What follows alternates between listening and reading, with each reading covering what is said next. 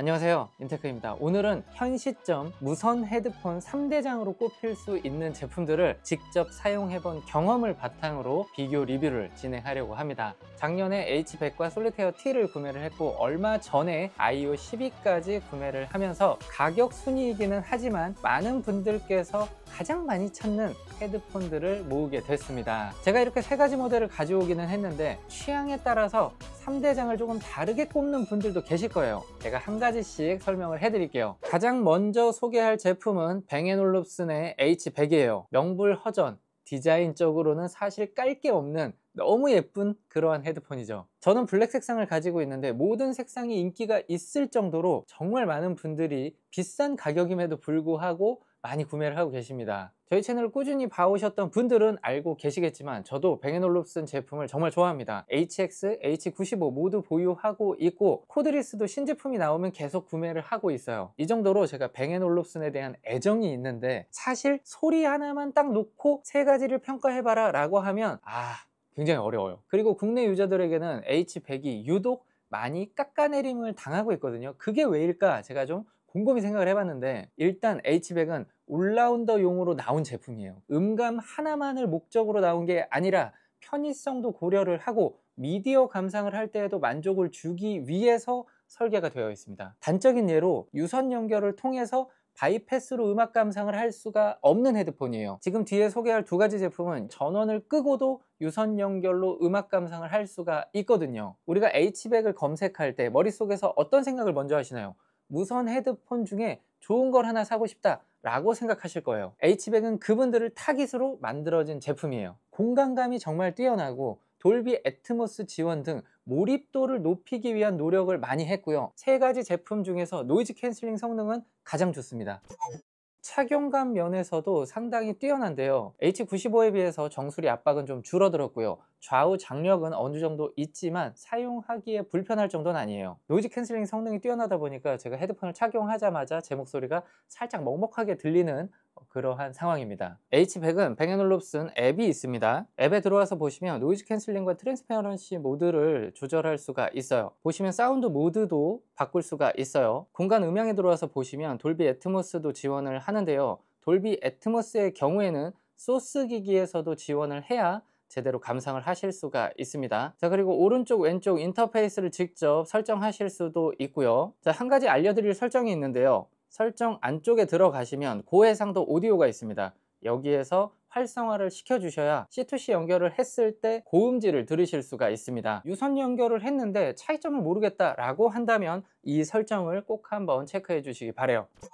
방금 말씀드린 것처럼 H100은 아날로그 단자가 없어요. 유선 연결을 통해서 음악 감상을 하시려면 C타입으로 연결하셔야 됩니다. 그렇기 때문에 H100의 경우에는 파워를 끄고 바이패스 모드로 구동할 수가 없는 거예요. C2C로 연결을 할 때 주의사항이 있는데요. 휴대폰과 C2C 연결을 하게 되면 휴대폰에 있는 배터리를 H100으로 끌어오게 됩니다. H100이 충전 모드로 들어가는 거예요. 자, 그렇게 되면 어떻게 될까요? 휴대폰 배터리가 광탈되겠죠. 동봉되어 있는 케이블도 상당히 좀 고급스러워요. C2C 케이블의 경우에는 조금 더 단단해요. 자세히 보시면 굵기도 좀 다르거든요. C2C의 경우에는 구부렸을 때 확실히 좀 저항이 있어요. C2 3.5는 조금 더 부드럽게 움직입니다. 내부 배선이 다르다는 얘기고요. 핀 배열이 다르다는 얘기예요. H100에 이 케이블 꼽는 순간 지금 디지털 소스가 들어온다, 아날로그 소스가 들어온다라는 걸 알게 된다는 거죠. 여러분들이 사용하시는 아이폰이나 갤럭시의 경우에는 아날로그 단자가 없죠. C2C 연결을 하거나 C2 아날로그 연결을 해야 하는데 방금 말씀드린 것처럼 C2C의 경우에는 배터리가 광탈되기 때문에 꼬다리 DAC가 필요합니다. 여기에서 아날로그 아웃을 잡아서 H100에 넣어주시면 음악 감상을 하실 수는 있어요. 그런데 추천드리지 않습니다. 전원이 켜져 있고 H100은 무조건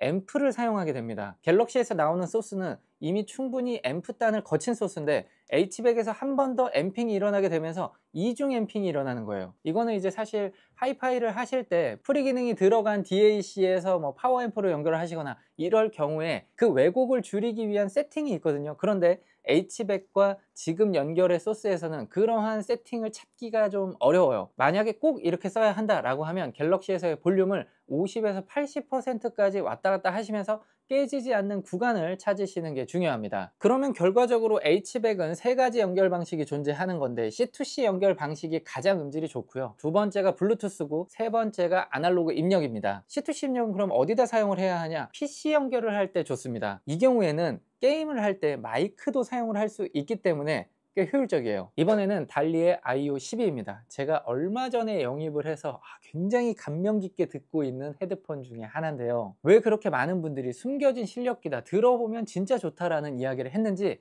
알겠어요. IO12의 매력은 저음에 있습니다. 여러분들도 착용을 하고 음원을 플레이하는 순간 라는 그 진실의 미간 있잖아요. 이거 하는 그 표정이 바로 나오실 겁니다. 달리 어느 나라 브랜드인지 아시나요? 덴마크입니다. 그리고 뱅앤올룹슨도 덴마크 사운드예요. 둘이 지향하는 바는 확실히 달라요. H백은 미디어까지 커버하기 위한 굉장히 대중적인 사운드를 지향하는 반면에 IO12의 경우에는 전문적인 사운드, 그러니까 정확하게 떨어지지만 아주 웅장한 사운드를 구현하고자 하는 느낌이 들어요. 그래서 좋은 앰프를 가지고 헤드 파일을 즐기시던 분들께서 고음질 무선 헤드폰을 하나 사고 싶다 라고 접근을 했을 때 IO12는 만족할 확률이 높고 H백은 이게 뭐지? 250만 원이나 하는데 이 정도 소리밖에 안 난다고가 되는 거예요. 달리의 사운드 철학을 느낄 수 있는 부분이 한 가지 있는데요.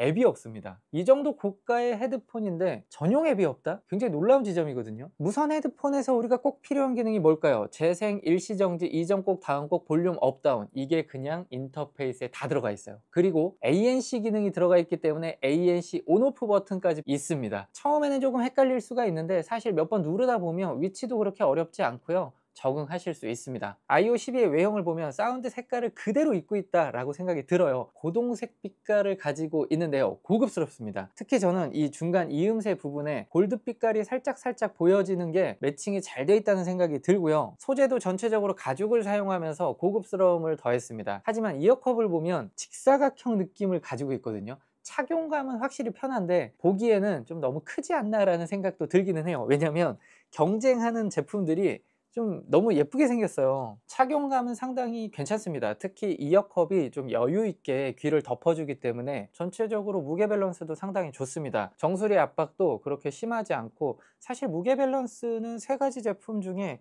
IO12가 상당히 좀 잘 잡지 않았나.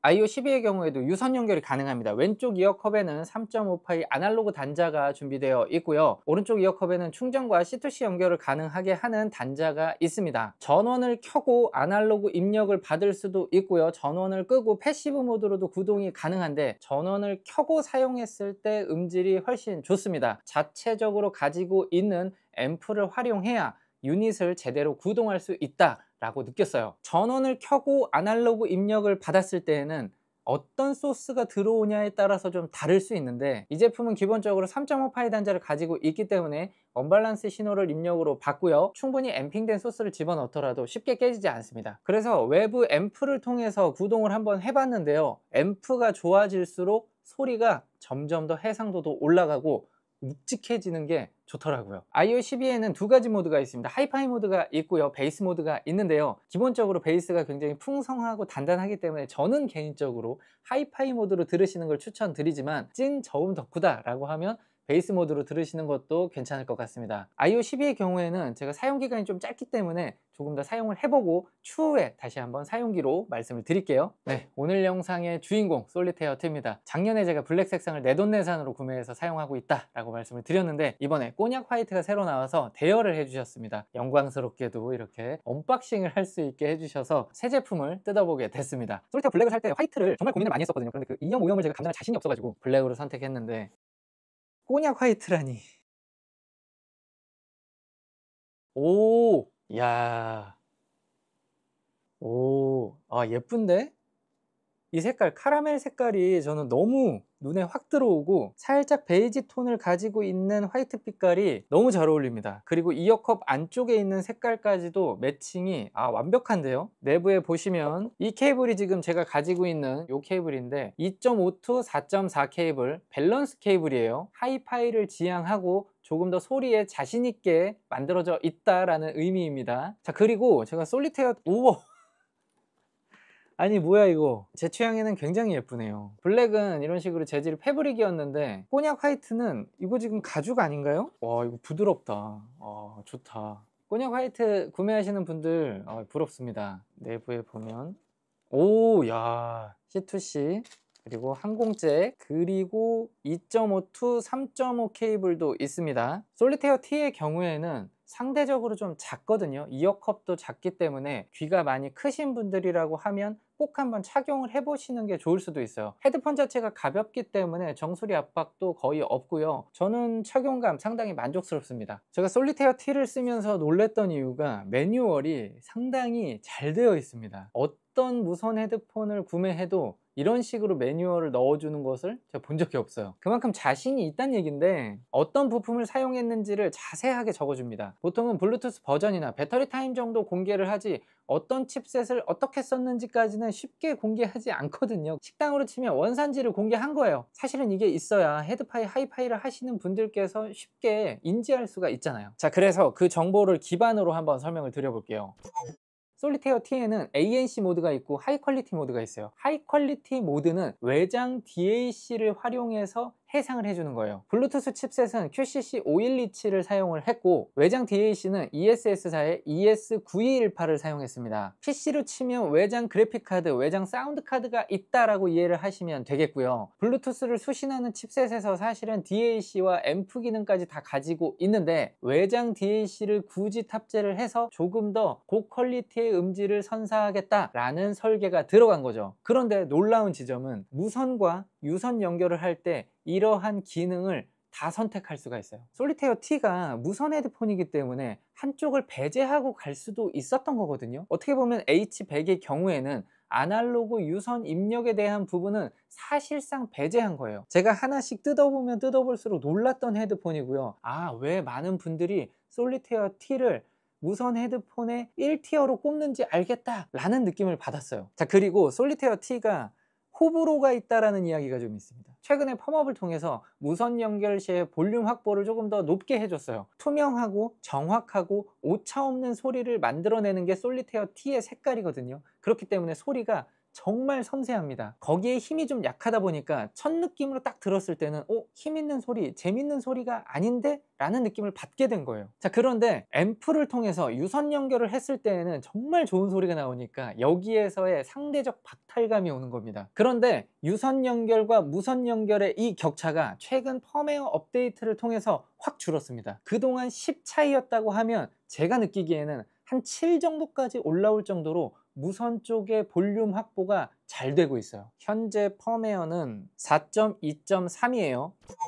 사용하는 방법은 사운드에 들어오셔서 커스텀 세팅을 놓으시면 됩니다. 기본적으로는 플랫으로 되어 있을 거예요. 커스텀 세팅으로 바꾸는 순간 볼륨 확보가 확 되는 걸 느끼실 수가 있어요. 앱에서도 ANC 모드와 하이 퀄리티 모드를 결정하실 수가 있고요. 오른쪽 이어컵에 보시면 인디케이터가 하나 있는데 색깔을 가지고 어떤 코덱으로 연결됐는지 알 수가 있어요. 지금 빨간색은 aptX로 연결이 됐을 때입니다. SBC는 파란색, AAC는 흰색 불빛을 띠게 됩니다. 자, 그리고 위에 있는 모드 버튼을 통해서 ANC와 하이 퀄리티 모드를 왔다 갔다 하실 수 있고요. 그리고 왼쪽에 있는 레버가 헤드폰 전체 전원을 껐다 켰다 하는 거고요. 오른쪽에 있는 레버는 블루투스를 껐다 켰다 하는 거예요. 이것도 신기하지 않나요? 블루투스를 끄는 기능이 있다. 이거는 설계 단계에서부터 블루투스를 끈 상황을 고려해서 만들어진 헤드폰이라는 증거입니다. 유선 연결의 경우에 2.5 to 4.4 말씀을 드렸었는데 꼬다리 DAC 혹은 이런 앰프를 필수적으로 사용하시기 바랍니다. 자, 그래서 저는 개인적으로 솔리테어 T를 메인 헤드폰으로 운영을 하신다면 유선과 무선을 한 번에 해결할 수 있는 그러한 제품이라고 생각하고요. 특히 유선 모드의 경우에도 진심으로 만들어진 헤드폰이기 때문에 그냥 부가 기능으로 유선도 되는구나 이렇게 생각하지 마시고 여러분들이 사용하고 있는 시스템에 제대로 한번 물려보세요. 들어보시고 취향에 맞는다면 저는 커스텀 케이블 제작까지 추천드릴 정도로 하이 퀄리티 모드, 유선 모드 좋습니다.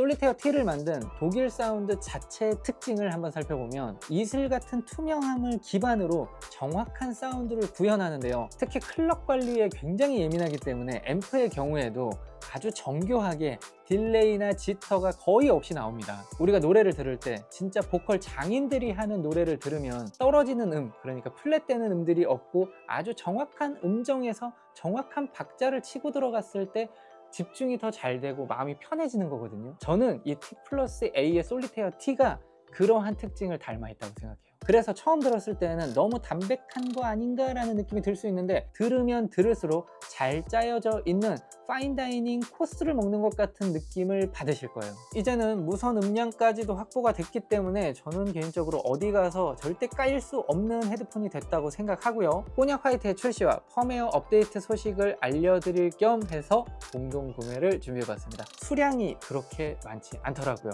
혹시나 기다리셨던 분들이라고 하면 서두르시는 게 좋을 것 같습니다. 자, 여기까지 보셨다면 구독, 좋아요 부탁드리고 시청해주셔서 감사합니다.